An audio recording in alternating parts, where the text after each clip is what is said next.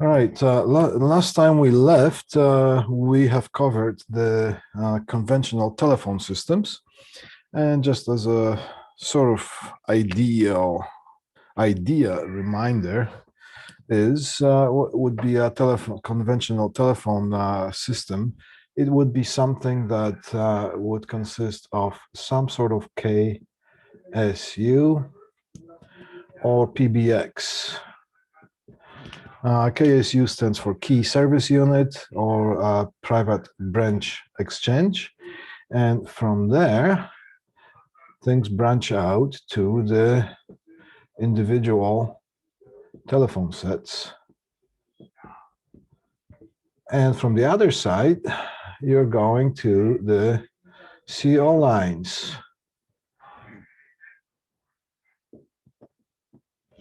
CO lines, okay?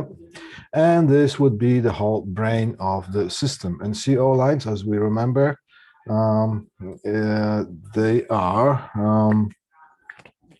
central office lines. These are the telephone lines that are coming in. And this would be in the configuration of POTS, which stands for plain old telephone service. Okay, so that would be the sort of ideological review. Now, as time goes along and technology improves and goes forward, there are different ideas implemented. And more things are going digital rather than analog. Okay. So now we're going to cover something that is called a VoIP telephone. VoIP telephone systems. VoIP stands for Voice over IP, which says Voice over Internet Protocol. Okay? And these would be the telephones that look like this, as opposed to just a regular telephone with the buttons to press and handset to listen. Okay. All right. Let's just get some terminology here. So voice over IP, VoIP telephones, they stand for voice over IP. Okay, voice over Internet Protocol. Okay, the concept is, all right, private branch exchange, which we just talked about.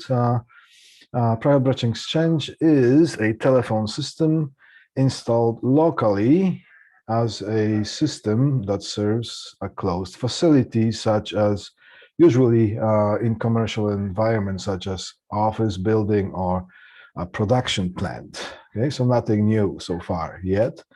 The purpose of PBX or private branch exchange is to provide locally distributed telephone sets to individual clients in a way that the users can call each other internally without the need to select outside lines. Right? So you can have individual users within the office environment. They can call each other on something that's called extension numbers. Okay, so there'll be internal telephone calls. Okay? You don't need to select an outside telephone line to call another user that is connected to the same PBX or KSU. Okay? And perform audio paging, which we talked about, use telephone sets to communicate with the outside world. So, no further explanation needed. And everybody today has probably used a telephone to call somebody outside of their building or outside where they are. And receive outside telephone calls directed by. Now, when it comes to the telephone system, the telephone that comes in or the outside telephone line that comes in, it could be received by a reception operator or automated routing system, and use the designated voicemail. Okay? User can transfer calls to other end users and conference calls and other bells and whistles that would be involved with using this particular telephone system. A conference call is more than two people on the same line talking. So it would be a group of people having a same conversation on one telephone circuit. Okay, there we go. So VoIP over conventional PBX. Now we're going to go and discuss some of the differences.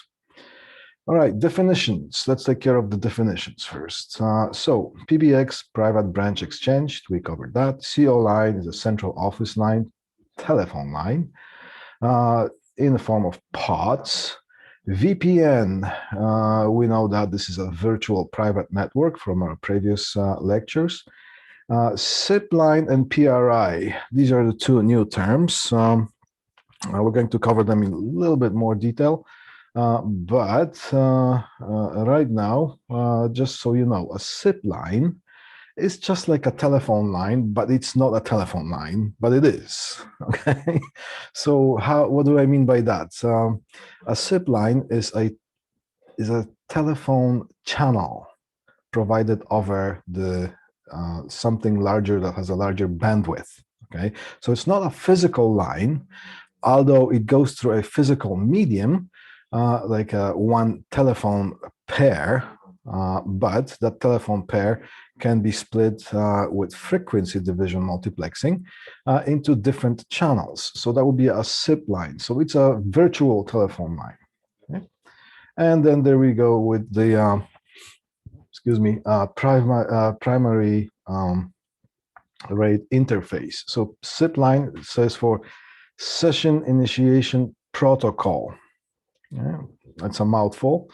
Basically, it's initiating a digital channel between the two users. So the two users still can talk on the phone.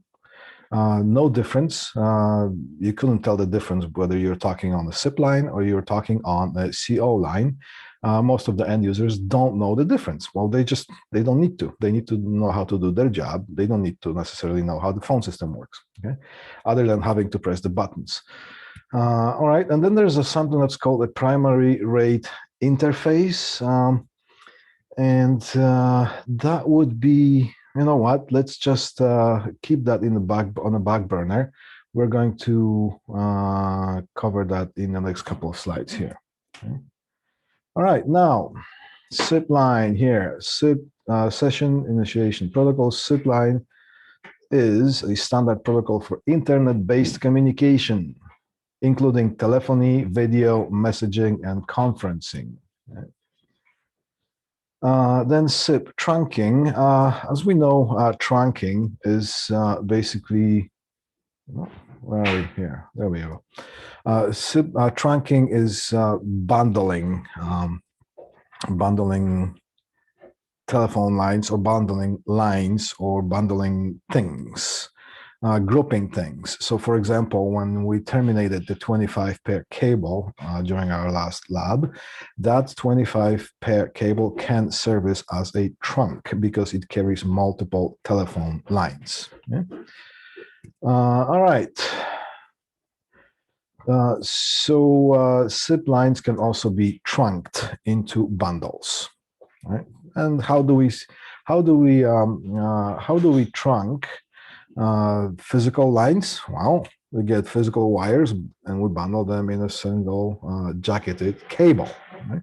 How do we trunk SIP lines? Well, we have one medium, and over that we can use something like maybe frequency division multiplexing or time division multiplexing in order to be able to carry, to have some sort of a bandwidth, okay, to carry more than one circuit, but on just one line.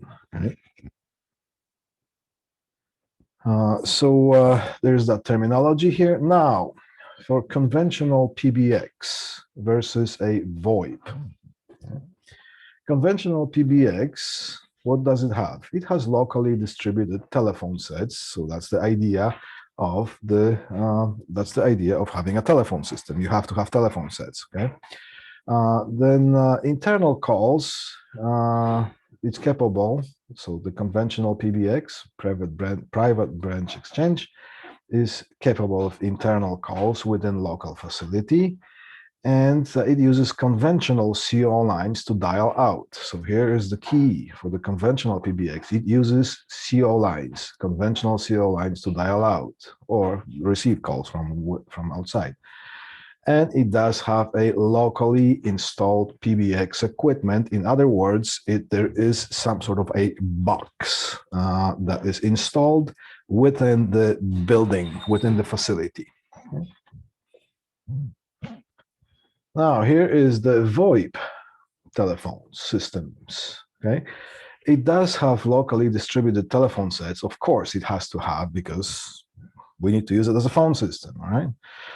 Now, internal calls, it is capable of internal calls within the local facility and other facilities within the common VPN. So here's the big difference between internal local calls just within the facility, but now for the VoIP, everything is treated as an internal call as long as it resides on the same VPN.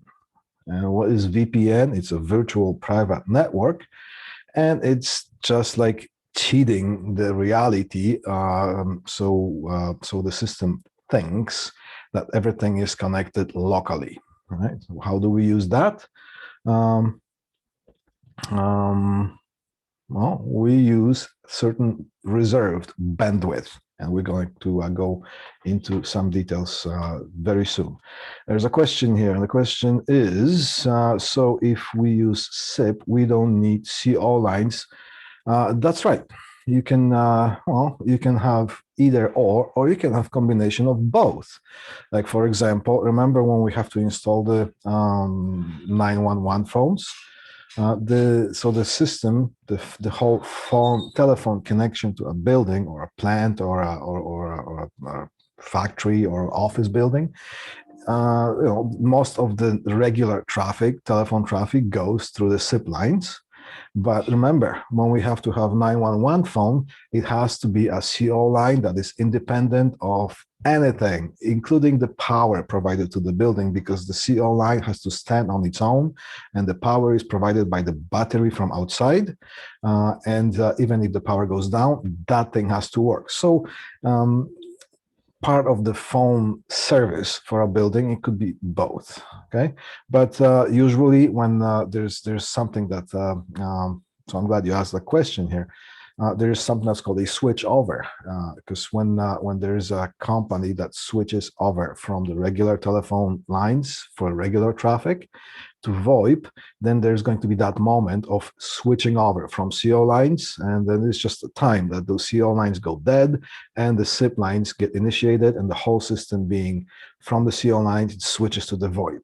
And usually it takes about a minute or two for the switch over to happen. So the clients, the workers or the office people, they might have interruption on their with their service for about a minute or two. However, of course, it would make sense. The switch over, when everything is installed, the switch over time happens usually after hours, right? Just to not to disturb the regular operations of the facility. Okay, so that's as far as SIP and CO lines. Thank you for that question. Okay. All right, primary rate interface. We're just going to go a little bit. Okay, so it's one physical line. And it is capable of 30 simultaneous phone calls. So instead of having 30 pairs, physical pairs, using the regular, so to speak, telephone service, you can only have one line providing 30 simultaneous phone calls, and that is basically used by frequency division multiplexing. Or it can be used, but no, it will be frequency division multiplexing. Okay. Now, it's an end-to-end end-to-end digital circuit. Right? So it's an end-to-end. The difference between end-to-end and the virtual, the SIP lines would be that the SIP lines, they go over the internet over VPN. Right? So it's not an end-to-end. There is something that's called a cloud. So we call the cloud, the internet will be the cloud. So the facility is connected to the cloud, and the other facility is connected to the cloud. And through the cloud, which is the internet, the whole routing happens through usually VPN, virtual private network. However, the primary rate interface, it's an end-to-end wire. It's a physical wire. Okay? And it's basically capable of carrying more than one telephone conversation, because a CO line, one CO line can only carry one telephone conversation. Okay? All right, so one PRI line consists of two copper pairs. One pair is used for transmit, and the other pair is used for receive. Right? And in order to for that to be operational, a modem is required within the building, okay, and on the other side too. Okay? And as we're well, we use the word modem as one word. Modem consists, it's a combination of two words, modulate and demodulate. Okay, so it's a modulating slash demodulating box. And if you can combine those two words, modulate and demodulate, you got modem. So it's a modem. Okay. Same, just like in the radio transceiver, one it will be a box that is a transmitter and receiver at the same time. Okay. All right, so multiplexing is used to carry multiple channels over that one line. Each PRI channel bandwidth is 64 kilobits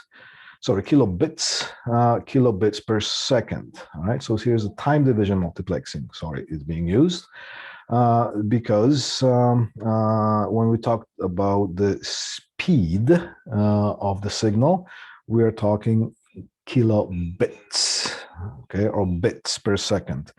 When we are talking about the storage, we're using bytes, and they're not per second, they just are, okay, they're a physical thing. Yeah. So bits per second is the speed of the transmission, and bytes is the size of a hard drive, for example. Okay?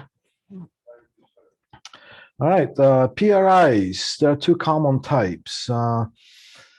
E1 it has 30 channels, capable of 30 channels, and it's mostly used in Europe and in India.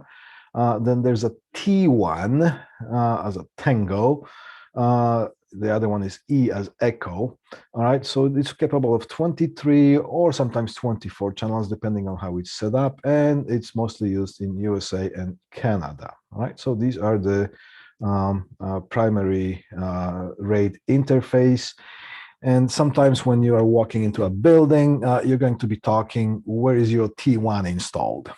If you're working on it, so show me where your T1 is, okay? And somebody would show you something like a communication room, and this would be those modems for the T1. This is with the primary rate interface, okay?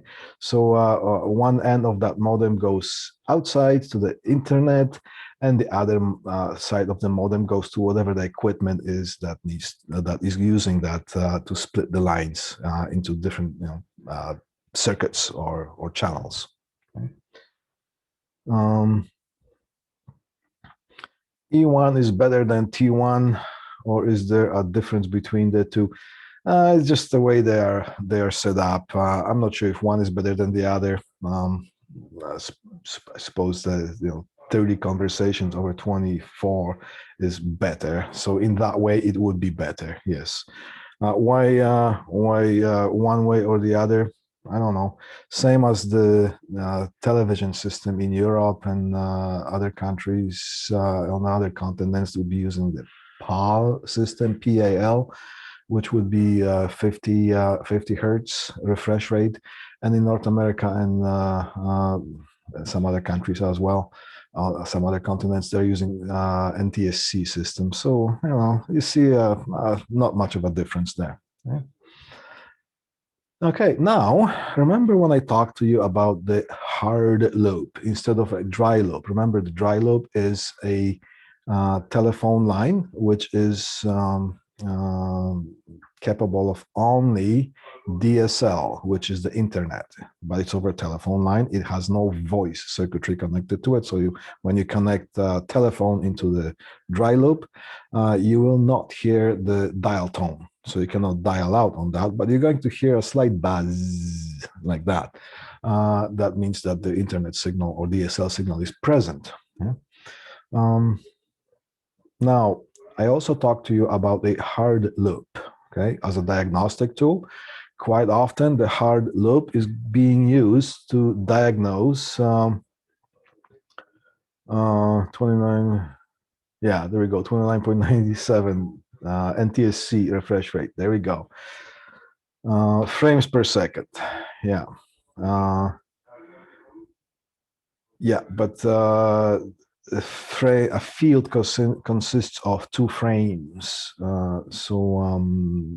60 hertz would give you 30 hertz times 2. So there you go. What was I talking about? Okay, the hard loop. Okay, so sometimes you're going to be requested as a service call to go and find the T1 interface or the PRI, and you're going to be asked to plug in a hard loop into that, and you're going to be on the phone with whoever that is from some service company. They're going to log into that line and they're going to perform some tests. And the hard loop is basically transmit line and receive lines connected together. So it's just like we're looping it, you know, whatever comes out goes right back in into the same on different pair, but the same line. So sometimes you're going to have, and now if you don't have a hard loop, it's very easy to make. You just take a patch cord and you can have a makeshift if you're in a pinch. You just take a patch cord. The one that we did with the T568, A or B, doesn't matter. You just cut that, you know, maybe 3-4 inches, strip it and connect the oranges and the blues together. The orange goes to the orange solid, oranges and greens, the orange solid goes to green solid, and the orange stripe goes to the green stripe. That's how you loop things. So that will be a hard loop. You'll be asked to just plug that in and just wait.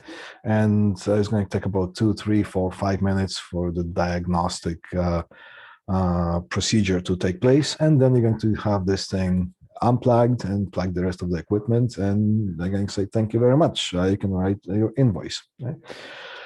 So that's as far as primary rate interface. Okay? Local PBX versus hosted routing. Okay, that's when the VoIP comes in here. All right, local PBX, local private branch, local private branch exchange. It's a physical hardware placed in the facility at hand. Well, it's a box in the building, okay? Physical box with circuitry in it, placed in the building, and that's the brains of the whole telephone system. All telephone connections home run to the cross connect points distributed around the facility. You can have many cross connect points, and they usually would be BICs, right?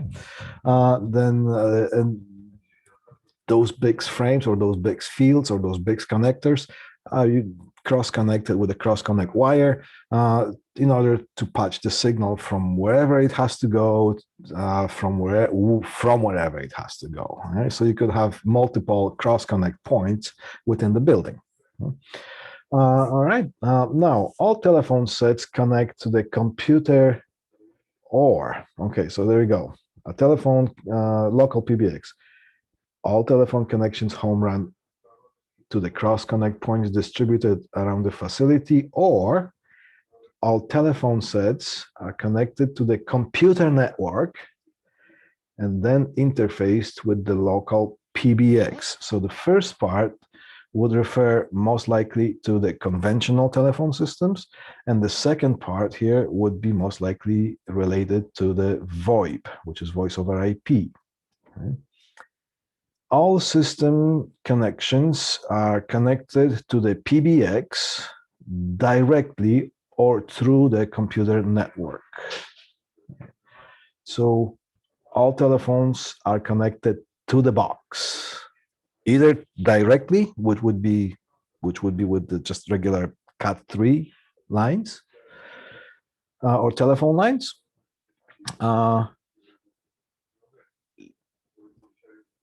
They are connected to the box. So we're talking about locally installed PBX, okay? Or they are connected to the box through the Ethernet cables. Okay? Internal calls are routed through the local PBX. So when there's an internal call made, if I'm sitting at my office and I want to talk to Greg, who is in his office, I am going to dial his extension number, and the phone call is going to be routed through the box that's inside the building. Okay?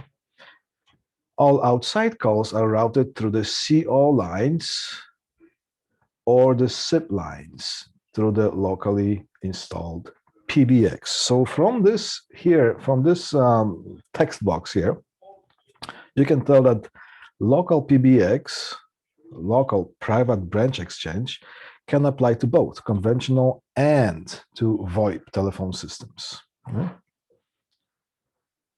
Now, hosted routing.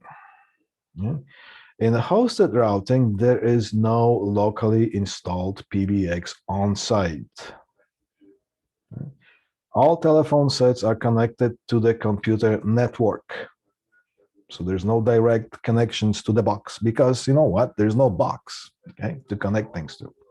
But all the telephone sets connect through the Ethernet cables, just like the computers. They have exactly the same port, RJ45, just like the computer card, the network card, the same kind of a port, and you use the same patch cords just as if you were connecting a computer. You plug it into the phone, and you have the same sort of signal going to the phone as if you were connecting to a computer.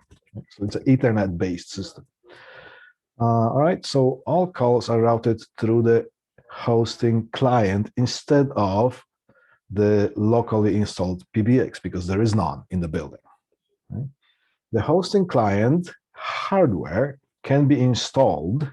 Okay, so here's the thing: locally or anywhere in the world. So when it's a hosted routing, yes, you can have the box installed on site, but that would serve more than your facility. But let's just forget that. Let's just concentrate on that. This hardware can be installed anywhere in the world. Right? Connections to the hosting client are established through VPN. So that's the main difference between the VoIP and the conventional system, that it could have a hosted routing. And there are some benefits to that. Right? All connections between the end users are treated as internal calls as long as they're with the same VPN. So here's the beauty of the VoIP system. If I'm sitting in my office and I want to talk to Greg in the other office, it could be in the same building, it is considered as an internal call. With VoIP also, as long as both facilities are connected to the same VPN, if I want to dial my friend George, who is sitting in Montreal and I'm in London, I just dial his extension. And through the VPN, because everything is connected to the cloud, that telephone call is treated as an internal call. So there is no outside line needed. There's no need to use the outside line. There's no need to pay local distance charges. It is just like if you were, there's no difference to the VoIP system if I'm dialing somebody who is sitting next to me or sitting on the other side of the planet. Okay, I could be calling somebody that, let's say we have a facility that is in London, Ontario, or we could have a facility that's somewhere in China. And as long as both of them are connected to the same VPN, that connection would be considered as a local internal conversation. Yeah. All right, how are we done here? Where are we? This means that a call between London, okay, and Hong Kong can be treated with the same internal call within the same VPN. So here is that's where the VoIP system shines. Okay? There are pros and cons, but mostly pros. So you can tell probably by now that the most thing that happens when bigger facilities switch to VoIP instead of conventional system is they have to pay some money up front because the equipment is not cheap. It has to be installed and it has to be configured and people have to learn how to use it. So there's a little bit of a tiny bit of an inconvenience at first, but then the biggest reason is always the money, okay? Because not having to use the long distance, not having to dial long distance and pay the charges for it, it adds up during the year. So basically, people sell a lot of money. Basically, the bill, telephone bill, most likely can be cut into 1/3 or 1/5 of what they used to pay before. Yeah. All right, connections. How are things connected? All right, so imagine it's just like the regular computer network. We have computers on one side, we have a patch panel that the Ethernet lines run from the outlets in the wall, and the computers are connected to those, and the lines run to the patch panel, and from the patch panel, you use the patch cords or patch cables to connect to the switch. Switch is connected to a router. So instead of computers, you can also have telephone sets, right? So IP telephones, Internet Protocol telephones.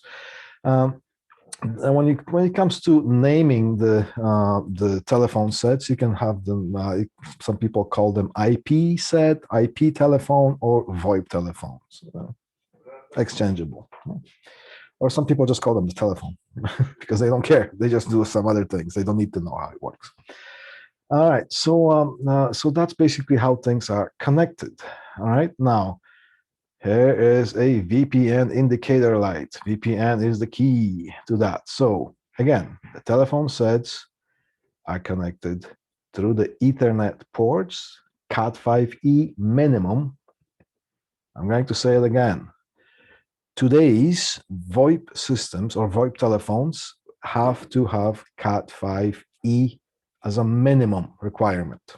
They cannot run on Cat5, they cannot run on Cat3. Minimum Cat5e. Okay? They're connected to the switch, and switch is connected to router, and the router is connected to the VPN through the internet. Okay? Also notice that I have specified that the switch has to be PoE. Well, does it have to be? Not 100%, but yes, it does. And again, what do I mean by that? The telephone, the VoIP telephone set uses just the Ethernet signal to connect to the switch, but it has to be powered. So if you have a VoIP telephone set on your desk and the switch is not PoE capable, which doesn't have power over Ethernet,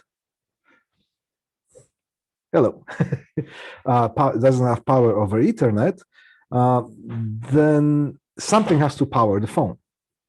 Right? So you get the power adapter, plug it into the phone, and plug that into the wall. Now, that's very rarely is being used. It's just in some exceptional situations. Most likely, you are going to need a PoE switch, so you can just plug that one cable into the phone, and this cable is going to carry the signal and is going to carry the power to the telephone. Okay? So PoE switch. Which brings me to the little bit of a scenario here. Whenever you are going to get, well, if you land a job in this field, part of your job is going to be doing a survey. Now, survey applies to pretty much almost any type of installation or retrofit. Usually it's a retrofit because in a new installation, somebody else is going to design the system. You're just going to install that.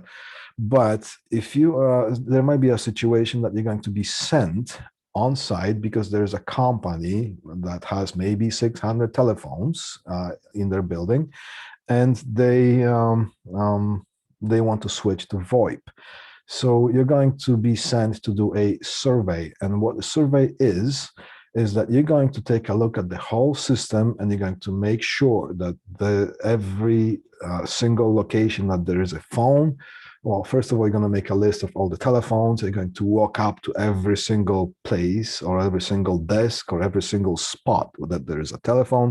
And you're going to verify, is there Ethernet connection going to that? Usually there is, because people have computers and those computers are plugged into the Ethernet. However, some people use their laptops and use the Wi-Fi. So you have to make sure that that outlet has a working, that office has a working Ethernet connection. Then you're going to make sure that the cable that goes there is Cat5e. And how you do that? Well, you just sometimes undo the jack or the faceplate, pull a little wire, and hopefully there's going to be a little bit of a stamp label on the cable. Or sometimes you can just tell by looking at the cable whether it's a Cat5 or Cat5e. Right? Or you can also see where the junction rooms would be. So that would be intermediate frames or zone boxes. What those are is basically there would be a patch panel going from this communication room to the main distribution frame, MDF, okay? And this would be a IDF, intermediate distribution frame. It could be in a box hanging on the wall, or it could be in a room, some sort of a communication room. You're going to have to make sure to see what cables are going. And usually going to have to find out, okay, there's a label on the cable. There's a label on the outlet there. You're going to have to find the other end on the patch panel, make sure, and then basically on the other side of the patch panel, you can tell which wires are going there, Cat5 or Cat5e. They have to be Cat5e. And if they are not, you're going to make a note and you're going to give it to your boss, and your boss is going to tell the client, say, look, the wires from this room to that room are Cat5 and they need to be Cat5e. It's going to cost you that much to change that. So wiring has to be done. You're going to make sure that the switches are PoE. Then you're going to take a look at the PA system. How is that being interfaced? What needs to be done to interface the new telephone system to the existing PA system, and so on. So there's a little bit of knowledge that we need to have in order to do a proper survey, because based on that survey, a price is going to be given to the client on how much it's going to cost the client to switch from the regular telephone sets or the conventional system to the VoIP system. Right? All right. Connections topology. When it comes to connecting telephones or VoIP telephones into the network, you can have a dedicated connection, which means there is a telephone set plugged into the Ethernet port, and that has a dedicated port on the patch panel and from the patch panel to the switch. Now, if there's a computer in the office, it has its own connection. So there are two separate lines. However, as we said, everything goes around money, and just to encourage clients or make it easier for the clients to switch, or make it easier for them to make a decision to switch to the VoIP systems, because the VoIP producers, they want to sell their equipment. So they wanted to make it as easy for the client as possible in order to buy their product. So sometimes you can connect, or it's a very common practice, not sometimes, it's a very common practice, that the telephone set is plugged in line with the existing computer. So when you go to install the telephone set in somebody's office, you unplug the computer from their port, because sometimes it just could be one cable going there, so no additional cabling needs to be done. And you plug that port into the phone, and from the phone goes into the computer. If anybody has a job at, let's say, some large department stores like Home Depots or Lowe's or Rona's, you're going to see that a lot, because the POS, right, point of sale, which is another way, acronym, or another way of naming a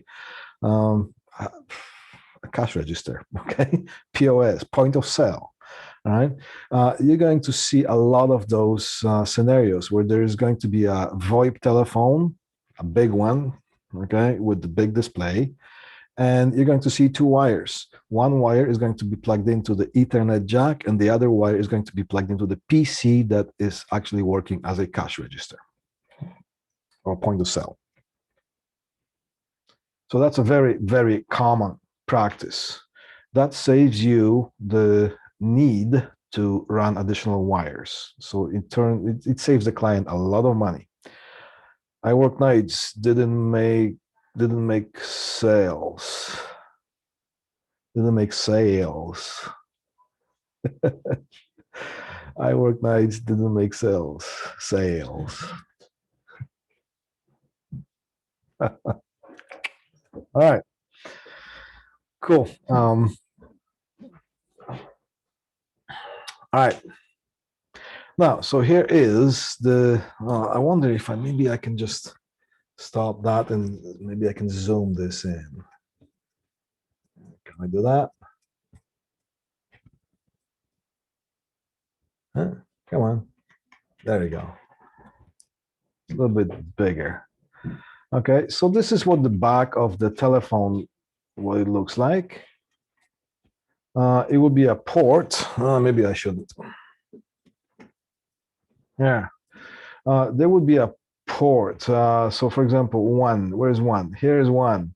This is DC adapter, DC 48 volts for phones not provided with inline power, which would be a PoE.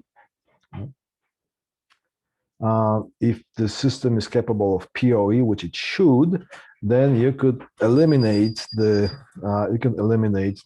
power adapter here. Okay. So now AC or DC power supply. Okay, there we go. Power cord, blah blah blah. Network. Network port. So here is the Ethernet port that the computer is being connected to. Okay. Then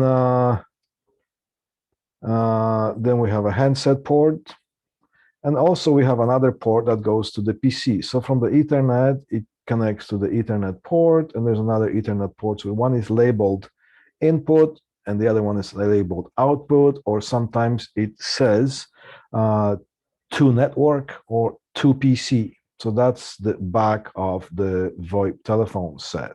All right, and then we have the handset connection, handset port here. Okay.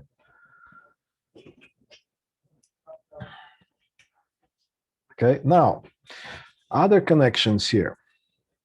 Well, remember when we talked about connecting or interfacing a PA system to the telephone system? Quite often that box, that KSU or that PBX, it does have a port that has an audio output.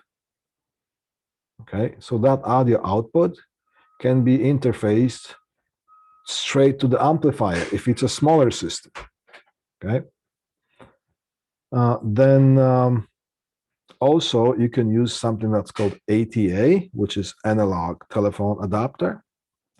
And you can an analog telephone, the ATA is a little box that has all the phone features, it just doesn't have a handset, but it does have an output, a single line output, which is like a POTS output. So on one end, you have a POTS output from the ATA, and on the other side, you have a connection that connects to whatever the system is, and those are proprietary. Panasonic has its own Panasonic ATAs. Toshiba has its own Toshiba ATAs. Meridian has their own Meridian ATAs, and Cisco and whatnot. You get the idea. But so that's only has to do with the connection between the ATA and the phone system, or the KSU, or the PBX. The other side is a standardized POTS connection. You can, and also that box has an extension, just as normal telephone would. Right? So you can dial ATA. And what ATA is going to do is just going to act like a telephone. You can connect a single line telephone into it, and that phone is going to ring if you dial that ATA, if it's programmed that way. Right? Or you can connect a paging interface, which is produced to recognize the ringing signal from the ATA, and then it automatically is going to pick up and is going to respond in some sort of a way, and usually sounds like that. Beep. Okay, that's its response. It's a talking machine. Okay. Excuse me. Yeah. And then you can do something with it. So usually if that PA system or the PA interface is connected to the ATA, then you dial the extension of the ATA, and that thing responds. The paging interface responds. It connects you to the amplifier, and the amplifier basically connects to the speakers. So you can interface the PA system through the ATA, or you can interface the PA system directly with an audio output from the box that serves as a phone system. Usually that will be the smaller systems. Okay, the bigger ones, they would mostly use the ATAs. So here's the connection when it comes to VoIP.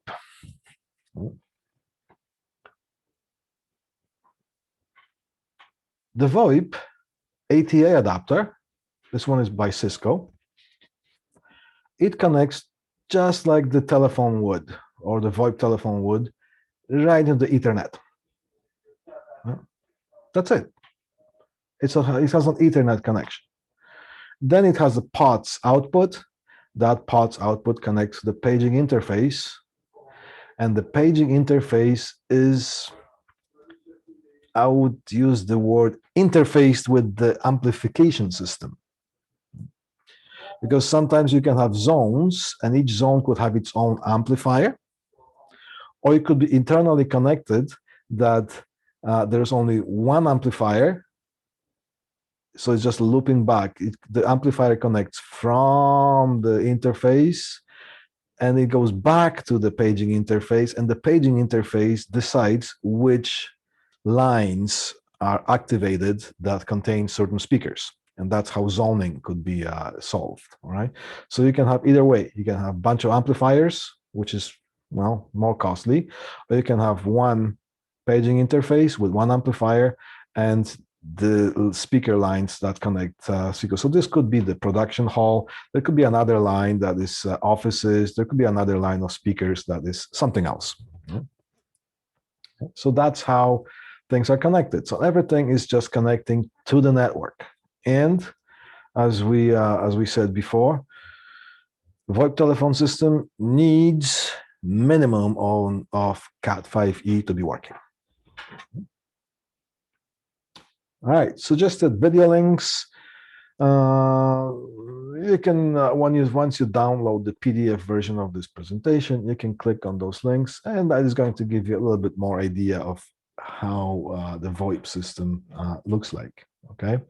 Now, this is the end of this presentation. Before we break for a little break, so we can continue with the PA systems, I'm just going to, what was I going to say? What was the last slide that we did?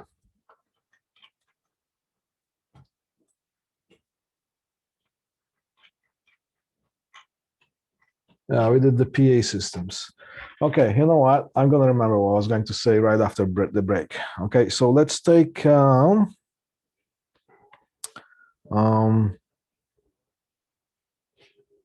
1 minute after one. So that's gonna give us about 10 minutes here. Okay, let's take a break and come back. Get yourself a fresh coffee, and we're going to resume on your cell phones. It's 12:53. Okay, yeah, 12:53. So let's resume 55. Let's resume five after one on our telephone. Okay, we'll be right back.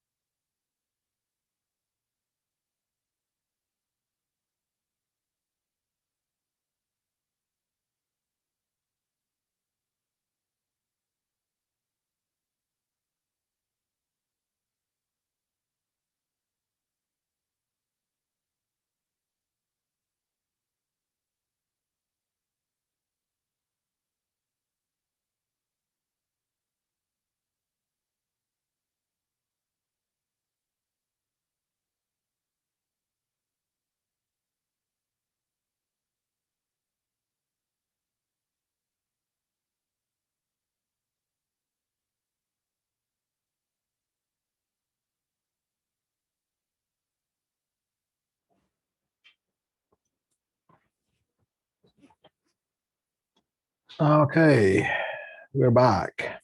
The buck is back.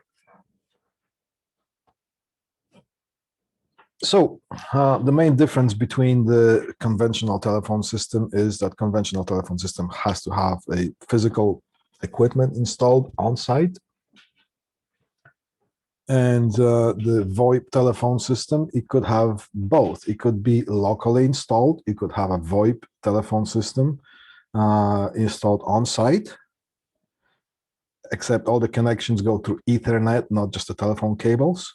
Or it could be hosted. So it could be locally installed or it could be hosted. Hosted, it's a very common practice as well. There are companies that host VoIP service, and there could be a company in Montreal that provides hosting service for VoIP telephones, and that it's just like a server. Okay, except it works as a telephone system, and that is connected through VPN, and whoever is using that, they connect through VPN, and they use that as their phone system. So there is no physical equipment as far as the telephone system. But yes, there is also physical equipment because the network has to be installed. Okay, and the benefits of that are mostly is that there is no long distance charges. Okay? So it cuts the costs of using the telephones at least by 3. Okay, usually by 4 or 5 times, depending on how things are being used. There are also hybrid systems. Okay, there's another. I need to mention that there could be an already existing telephone system, conventional telephone system installed that is using. Well, let's see here. There's a conventional PBX installed on site, or KSU, key service unit, and it has telephones, okay, installed, and it uses CO lines, okay. So this system only understands CO lines. Okay? It doesn't understand the SIP lines. It's just that's the way it's made. Okay. Now, in order to save money, sometimes it is possible to use this whole system in a hybrid way. So all you have to do in that way, you have to have one common ATA box or multiple ATA boxes connected individually to the CO line. So then that ATA would translate the internet protocol right on my forehead. Okay, it would translate the internet protocol.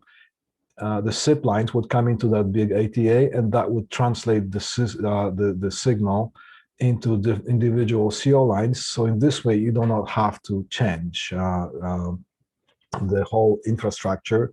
You can keep the same equipment, keep the same telephone sets, but sometimes you are not able to use the full features of the VoIP. So it depends. You can do it this way, you can do it that way. Okay? Most of the bigger companies, they just switch the whole thing altogether. Okay. Now, we're going to tackle the PA system, PA systems, because PA systems can be standing on their own, or it can be also connected to the telephone systems, right? And how do we connect VoIP telephone system through the PA system to the paging interface through an ATA adapter? All right, so let's take a look at some of the PA systems here. First part. All right. That's a PA system. Anybody can tell which movie that was? That was one of the most popular movies, one of my favorites, actually. All right. It was the Blues Brothers. If you have nothing else to do over the match break, there you go, Blues Brothers. I would recommend renting that movie. Okay, excellent. Okay, but on top of that, it is a PA system, public address. Okay, public address, it can look like this, or it can look like this, or it can look many other ways, right?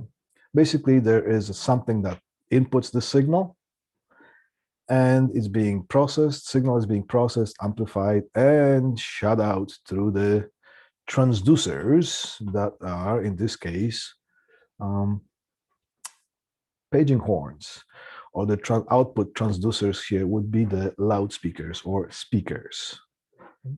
A transducer is a device that converts one form of energy into another, like, for example, electrical signal into a physical waves, air waves that can be received by us humans as sound.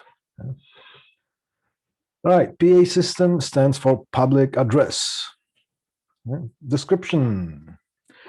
It's an audio system consisting of audio source or sources, amplification equipment, and output transducers, such as a loudspeaker. A loudspeaker is just another name of a speaker. Purpose of that is to process, amplify, and distribute audio signal or signals over a larger area. Okay. Essential parts, and that's the pretty much universal model of any kind of a transmission system. There's an input transducer, which converts one form of energy into another. In this case, it would be converting the sound waves into electrical signals. So that would be the transducers on the input. There would be a transmitter and also signal processing. There will be a link connecting that to the receiver. So it receives the signal, amplifies, and it shoots it right to the output transducer, which converts the electrical signals energy into a sound waves energy. Yeah, so that's the thing. Examples of that. Example of an input transducer, it could be a microphone, it could be MP3 player, it could be guitar, keyboard, whatnot. Anything that basically can insert the signal, transfer one form of energy to another. Then transmitter or signal processing system will be a preamplifier, mixing console, or it could be a telephone system. Okay? Link, that's simple here. We could either use copper, which would be the regular copper wiring, metal, copper wiring, Cat5e, for example. Or it could use fiber optics, or it could use air, like a wireless, as a wireless link. So as far as link, usually would be, I just put here wires or air. Okay. So wires would be either copper, fiber, or air, which is not wires. Okay. Then example of a receiver would be, well, an amplifier, audio amplifier, and this would be loudspeaker or a bunch of them, speakers. Uses. Where do we use PA systems? Well, school, retail stores, church, stage, theater, hearing impaired, meeting rooms, public events, sport events, shopping malls, and whatnot. All the fast food restaurants that play background music, including elevators. Okay. All right, definitions. I just want to point this out to you because sometimes when you're going to be managing projects or designing systems, you gotta pay attention to the terminology. Always confirm the terminology with whoever your client is, so there's no misunderstandings. So, for example, in a written installation contracts, language might differ. Always confirm the definitions with every contract. For example, the sound system used to amplify rock concert is called as the PA system, or simply sometimes PA. Who's got the PA? He's the dude. He's got the PA. All right. While technically it should be called a reinforcement or sound reinforcement, but nobody says, did you bring the, who's got the sound reinforcement, who's got the PA system? It's just, kind of has a better ring to it. Okay? Sound reinforcement is on any system which amplifies one or more sources for a live audience. Okay. Public address, PA, which is part of sound reinforcement. It's part of it, okay? So it could be public announcements, background music, good old rock and roll stage, theater, church, arena, and whatnot. The list goes on, whatever you can imagine. Sound enhancement, meeting rooms or conference environment. Sound enhancement usually is used in conference rooms. How does that work? A sound enhancement is, imagine you have a large conference room that requires a little bit of a sound amplification, because if it's a huge room, there will be one person speaking on one end. The sound could have a hard time traveling through the room, going through the ears of the listeners on the other side of the room. So some sort of reinforcement or enhancement would be required. And how is that being done is that there would be, let's say this is the room,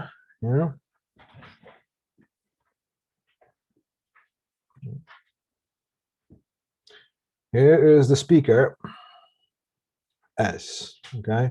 And here would be the audience or the people participating in the conference. So what you would have a bunch of microphones, basically carpet covering the area where the speaker is. So there would be, those microphones could be hanging from the ceiling. And there would be a bunch of speakers in the ceiling here that would shoot the sound to the listeners.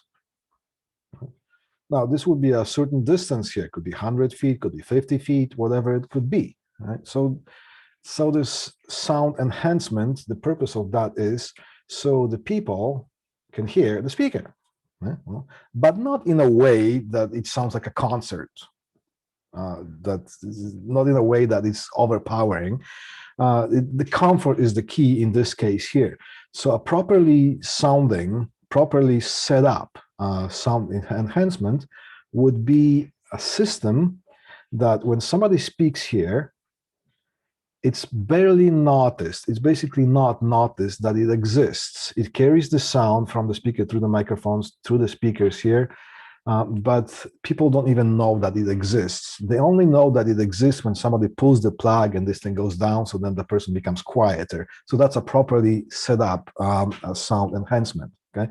Usually there's a delay involved here. So the processing, there could be somewhere like a communications closet here with all the equipment, mixing board and processing. And usually there would be some equalization needed, but there would be also a delay, okay, because sound travels 1,000 feet per second. Okay, so when the problem with that is that by the time the sound from the speaker's mouth gets to the listener's ear, there could be a considerable 1 millisecond, half a millisecond, but that's enough to be annoying, because if the microphones carry the signal faster than the sound physically gets to that, you would have a little bit of a decay, not decay, but phase shift in the sound. So it could be really annoying. Okay, so the microphones, the sound from the microphones is going to be slowed down. So the sound coming from the microphones and the sound from the speaker's mouth, they meet at the same time at the listener's ear. Okay, so that would be a sound reinforcement or sound enhancement, usually used in the conference rooms. Okay? Meeting environment, yeah. Okay. Hearing impaired, it's also part of a sound reinforcement.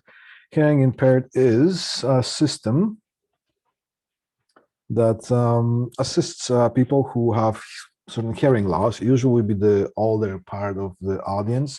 And most of the time it's being installed in churches, okay, because the congregation could be older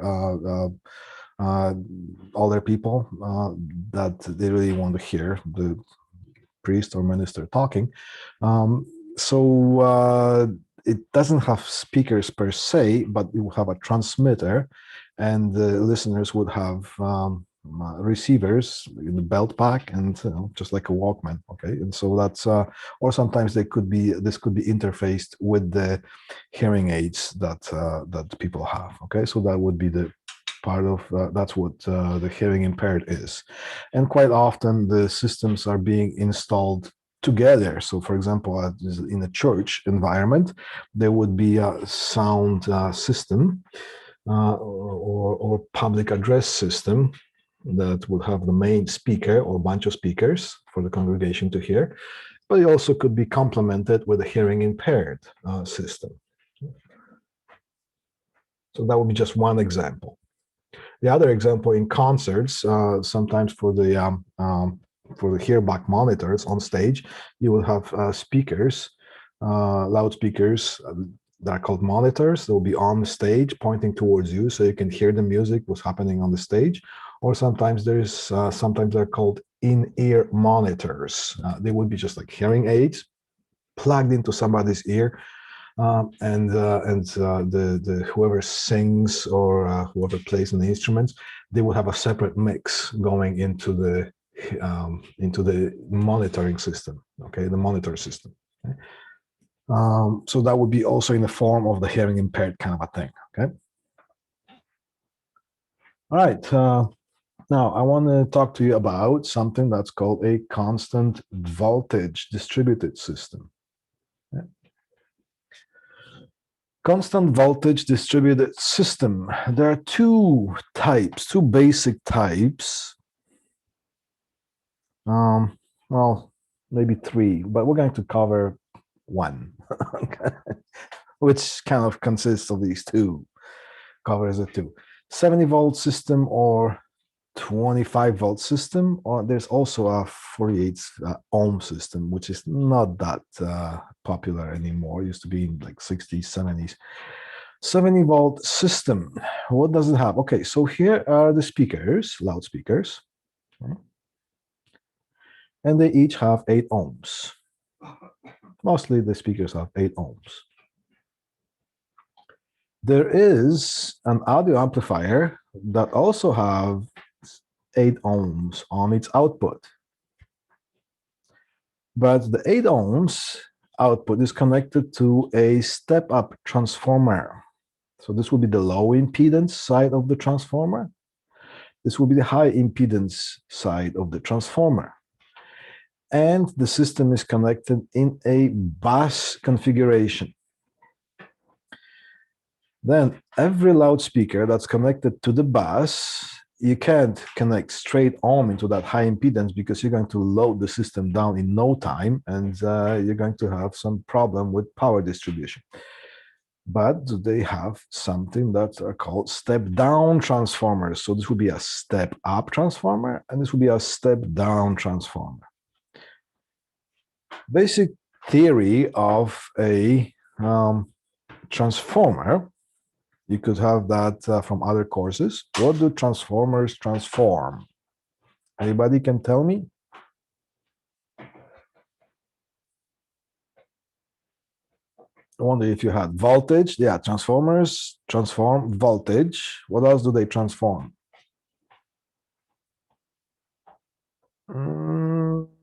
Close, but no cigar. But you're in the right area. Current. Yes. Transformers transform voltage. They transform current. And there's a third one. That's going to be a little bit challenging. What else? There's a third basic thing that they transform. Nope, not frequency. Okay, here's the thing. Transformers transform voltage, they transform current, and they transform impedance. That's why we have something so-called, sometimes we have something that's called impedance matching transformers. What do they keep? They keep the power. So if on one side of the transformer, you have high current and low voltage, you can turn things around So you could have high voltage and low current, but the power going through that be the same, because power, it's power, voltage times current is power. Yeah? So the power gets through, it's just in a different form. It could be high voltage, low current, or high current, low voltage on the other side. So that's what transformers transform. So that's a good, that's a good thing to keep in mind. This kind of a setup enables us to, so in a 70-volt system, do the step-down transformers protect the speakers? Not as much as protect, but I would say it's more like the transformers would hand the proper amount of signal to the speaker that it needs. Yeah. Not as much as protection, but as much as giving the proper signal in the proper form. So this is a pretty nifty system here. Like a 70-volt system, you would have at the full volume of the amplifier, because some of the amplifiers, they have that, they're called public address amplifiers. They would have that transformer built in. And if you want to have the distributed audio system, then you would connect that speaker line, which is the positive and the ground reference. You would connect that to the that's called 70-volt output, or sometimes it also has 25 volts output. That gives us the possibility of also connecting those things with the step-down transformers, because on this side, this would be, okay, so with the amplifier, there's a low impedance, 8 ohms, and over here could be like 1500 ohms on the other side. So it's a step-up transformer. So there will be low impedance on this side, excuse me, and high impedance on this side. Now, when we come to the step-down transformers, it would be high impedance on this side, but it would be low impedance on this side. So this part here has 8 ohms, and this part here has 8 ohms. What this gives us is that we do not need to run a separate line to every speaker. And we do not need to connect the speaker, because could you do a bunch of speakers, bunch of 8 ohm speakers, and connect that to one 8 ohm output of an amplifier? Sure you can. And in a pinch, couple times in my, if you want to call it career, I have done it because there was nothing else that we could do. But how could you do that? Well, you would use this series parallel combination. You would connect some speakers in series, some speakers in parallel, and if you work out the right combination, at the out, when you put the ohm meter to that line that connects all the speakers, you would have 8 ohms. Right? Yes, it's possible, but it involves kind of some gymnastics. Also, it's not a very efficient system, because what happens if you want to add one more speaker somewhere? Well, you're going to have to redesign the whole thing, pull the wires, whatever, right? So what this gives us, that we could run one line, one speaker line, and the speakers can be just tapped in to the bus, to the speaker bus. How is the power? Okay, we're going to talk about the power. And so here's a step-up transformer, high impedance, so low impedance on one is high impedance. Here's a step-down transformer. Main audio bus line, speaker line, typically 18 gauge or 14 gauge unshielded two conductor wires. Sometimes people request to have it shielded, okay, but that's more to protect other devices from the interference from this, okay. Now here is another visual representation of what we just called. So if that doesn't speak to you, maybe this does, all right.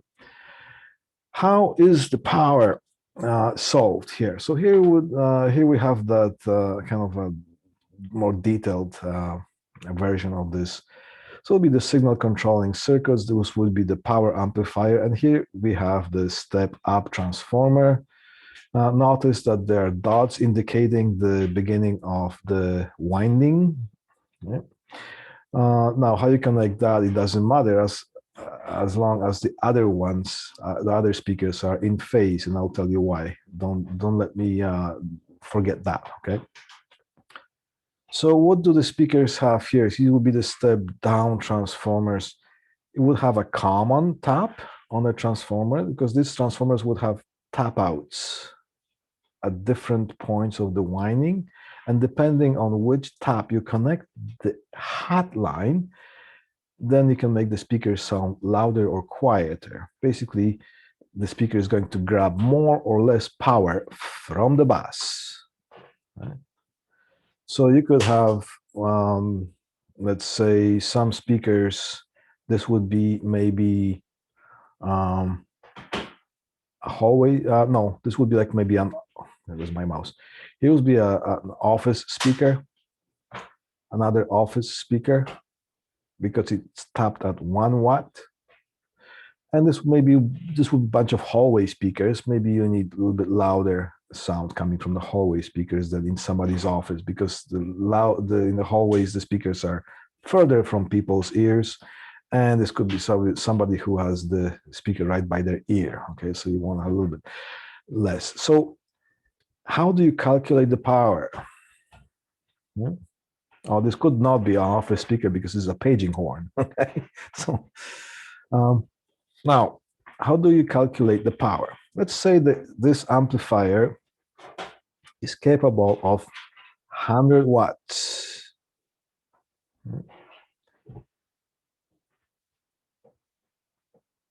We calculate the power in such way. If you if you connect this speaker and you tap this transformer at the 1 watt setting, then at the full volume of this amplifier, this speaker is going to grab 1 watt of the whole power that is inside this bus. So if we have a bunch of speakers tapped in at 1 watt and we have a 100 watt amplifier, how many speakers tapped at 1 watt can we connect to this line? Get your calculators ready? Or can somebody just say something? 100, yes. If you tap those speakers at 2 watts, of course, we will be able to only connect 50 of those at the most. Usually you want to have more power. You leave yourself some reserve. So you want to provide a little bit more power than the speakers, all the speakers can draw from this, okay? Well, that's very simple, right? Now, one thing I'm going to tell you about this paging horns. The paging horns are mostly used outside or in the large areas. Right? If it's a large production hall, you want to use a paging horn. How is it that you want to arrange that paging horn? Let's say here is a large production area, and can we see this? Yes, we can. Okay, there's still some ink in this one. Okay, there's a large production area. And the best way of amplifying that for the public announcements, there could be some machinery running, there could be all kinds of noise happening there. Right? There's a problem. You have to cut through. Paging horns are the best to cut through background noise. You're not going to have great quality sound coming through it, so you will not play a Pink Floyd concert through that. Right?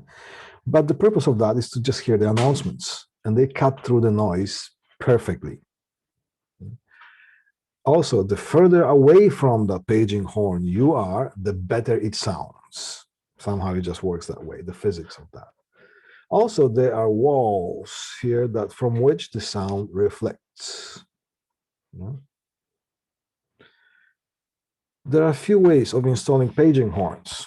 You can install a paging horn in a corner, which is going to serve the whole area. It's going to cover maybe that area here and some of that, but not as good. Or you can have a cluster of paging horns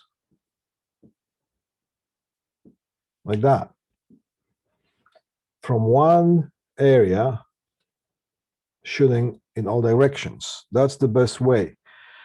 You want to try avoiding something like this.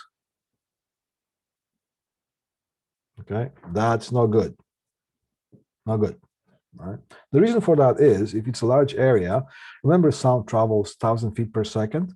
If there is a person sitting here, if you have that installed, sound is going to travel here, and then it's going to travel here, and then it's going to reflect from these walls, and it's going to reflect from those walls. So the sound or the speech intelligibility is going to go down.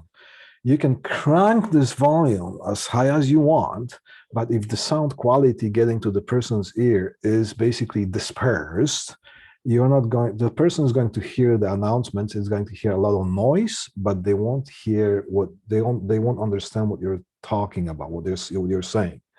So that's why the best way is to have one single physical source. It could be here, if the room is okay with that, or you could have one central point. Right?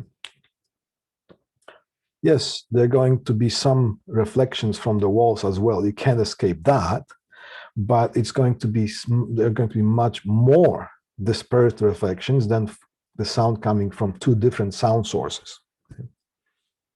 So that's how we install in large production halls, or sometimes in the hockey arenas. You're going to see the main cluster here. Watch some hockey games. You're going to see the big kind of contraption right in the middle of that.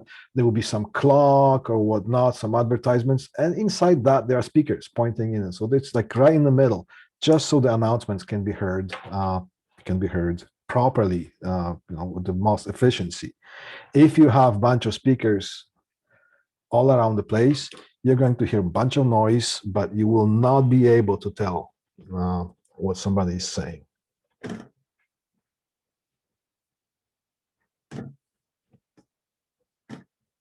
Okay. What else do we have here? All right, so that's as far as the distributed audio.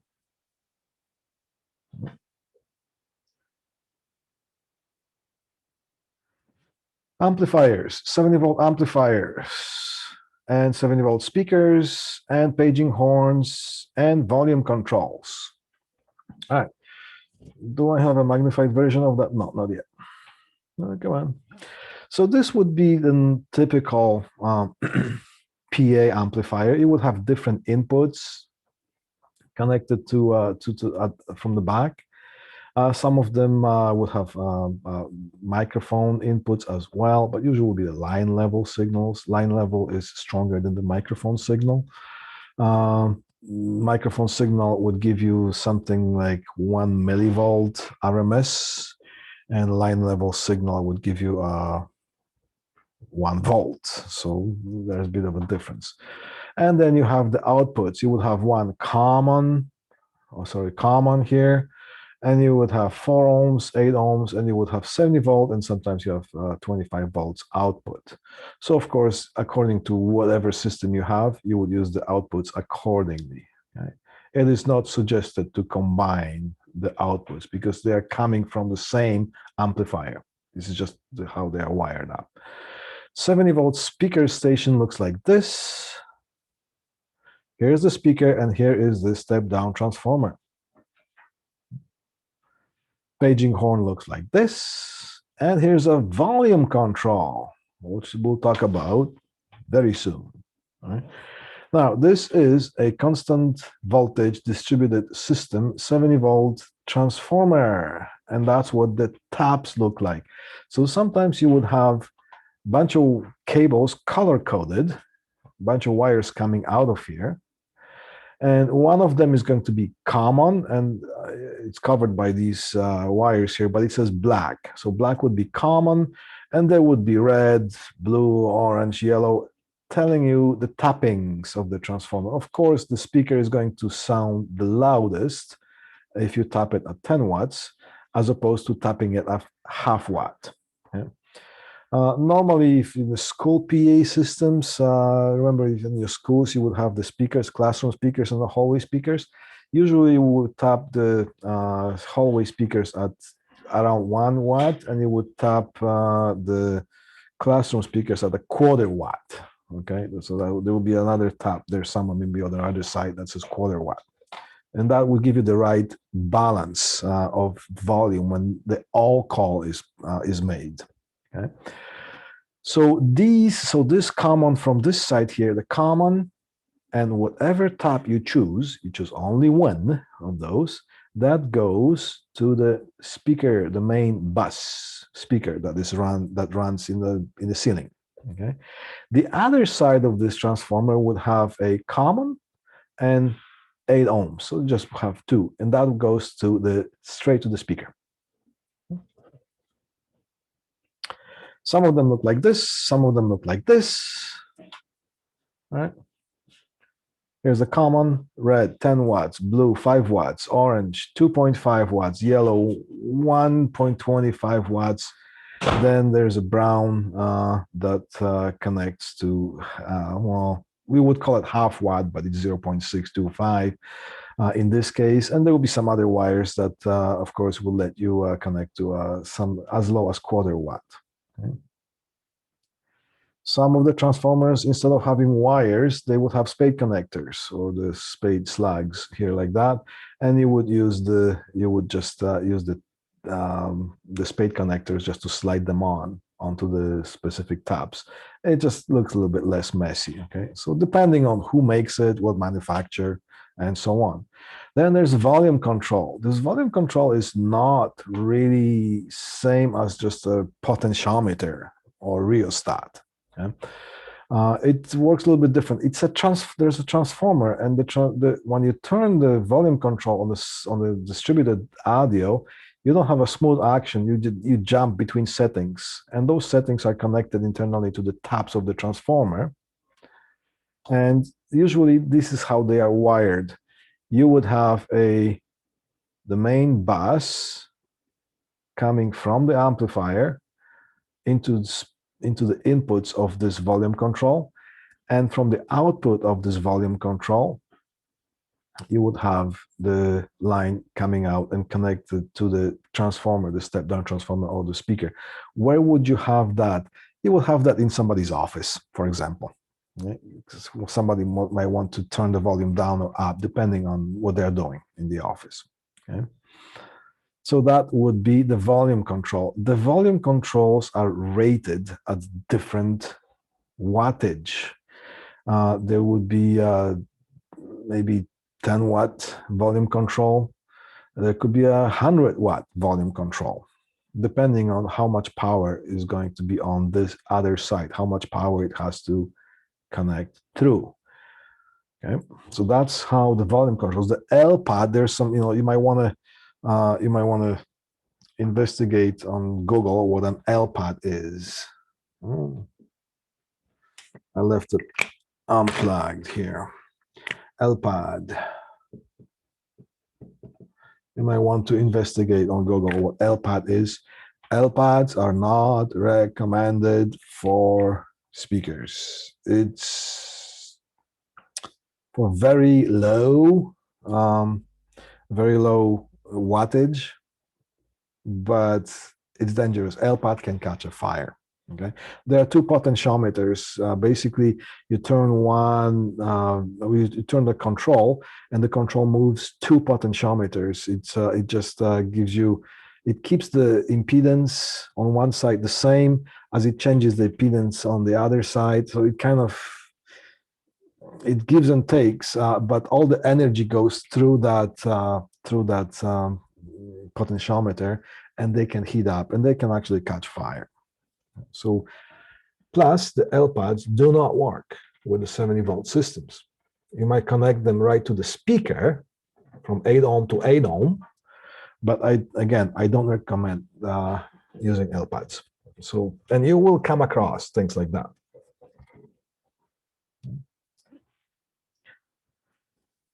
Volume controls are big and bulky because it's a transformer on the other side. So when you're designing your installation, try to choose the boxes, the back boxes, accordingly. Right? So you're not surprised because you have to fit the volume control with all the transformer at its back right into that box. So you might want to get deeper boxes. Plus, there's going to be some wiring that you still have to, fit that in there. Right? This is how the constant voltage speaker station looks like. Right? So, excuse me, this would be the low impedance of the step-down transformer. It's just two wires. And there would be the other wires that is, one of them is common. That goes to the common side of the line. And you choose one only tapping, depending on how loud you want the speaker to sound, how much power you want the speaker to grab. Yeah.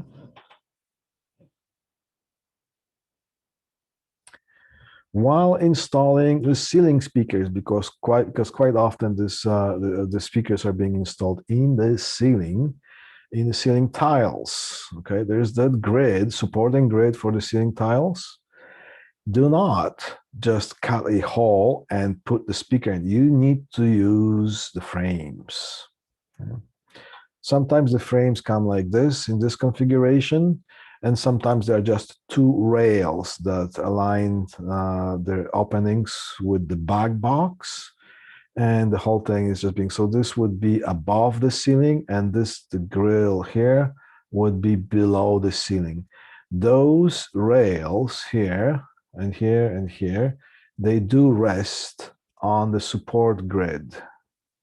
If you don't use the rails or the frame for the speakers, before long, that thing is just going to just kind of sag, and it actually can fall through because those ceiling tiles, they are made of soft material. Okay, so this would be the end of this PA system presentation. Now, one thing I'm going to mention to you, when you're installing a bunch of speakers, here's the bus line, here's the main bus line, and that goes right somewhere into an amplifier. Okay. The output of the amplifier, and how you connect the speakers is like this,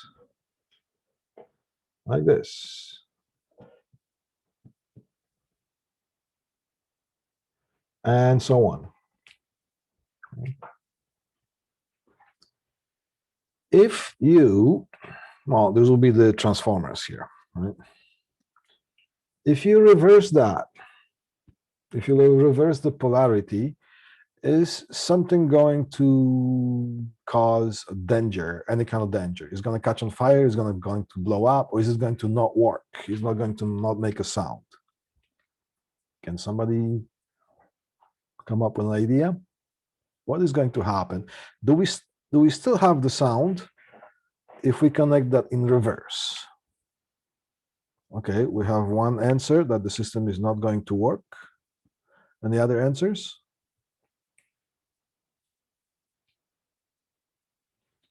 I wish I had a poll here, but I don't. Maybe there is some, but doesn't matter. Okay. All right. I'll tell you this. Yes, you're going to still have a sound coming through. Okay. Nothing is going to blow up. Nothing is going to catch fire. You're still going to have a sound coming through if you have one speaker polarized one way, and if you have another speaker polarized the other way. The only problem is that when you have a signal, let's say there's a positive,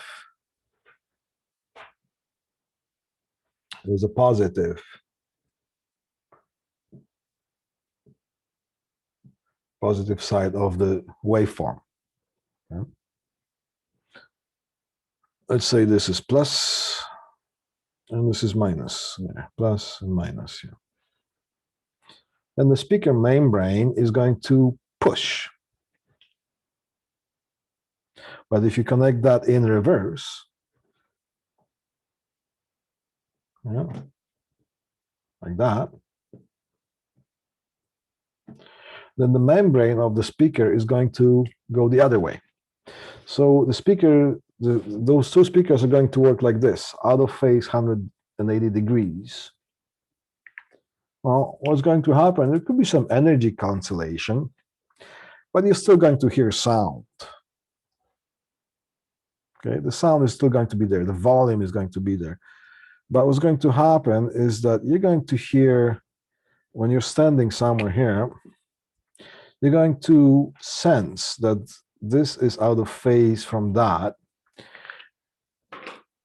And the best way of describing that is that it just sounds weird. And it's going to be annoying, and you will not know why it is annoying.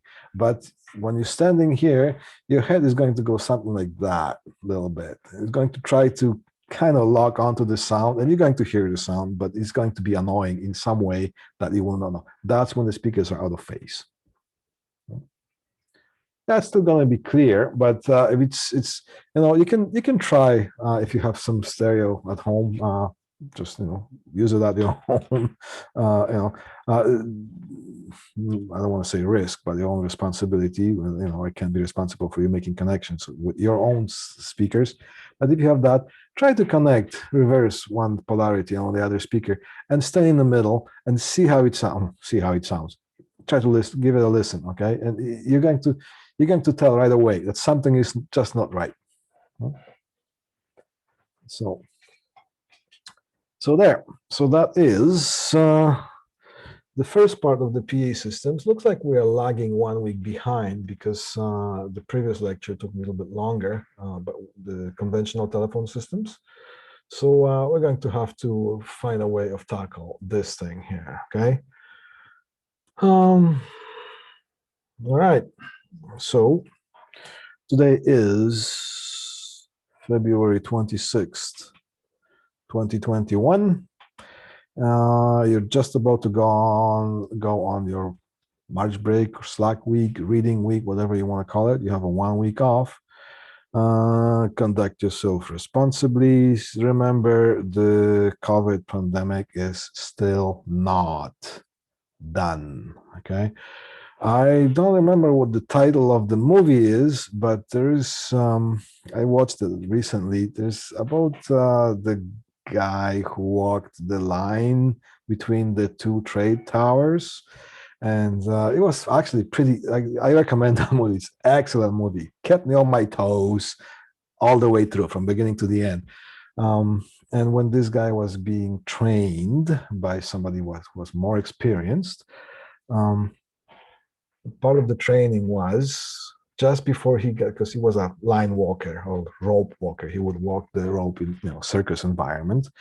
By the time you get to the end, you just have 1 or 2 steps to make. You're almost there, but you still have to make that 2 steps. You can fall just before you reach the end.